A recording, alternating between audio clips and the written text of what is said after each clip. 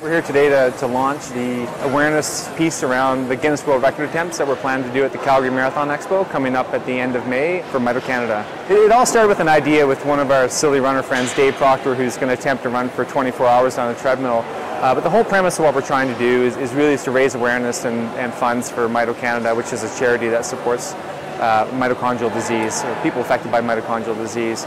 So the concept was, we've been part of the charity challenge at the Calgary Marathon for the last 4 or 5 years. So this year Dave thought, hey, let's run on a treadmill at the expo so when everybody walks by, they'll see what we're doing. We said, well, okay, Dave, if you're going to run for 24 hours on a treadmill, we can't leave you alone to do that because you're going to go crazy. So we have a team of 12 men who are going to attempt to run the furthest distance on a treadmill. And we have a team of 12 women who are going to do the same thing. And then we have Dave Proctor, who's going to attempt 2 Guinness World Records. He's going to attempt to run over 260 kilometers in 24 hours on a treadmill. And then we have brave Ariel Fitzgerald, who's going to attempt to run the fastest 50 kilometers and the fastest 100 kilometers on a treadmill. So 6 Guinness World Records in total. My connection is my son, and he got sick about 8 years ago with mitochondrial disease. Perfectly normal, healthy 4-year-old boy, literally woke up one morning with a sore stomach.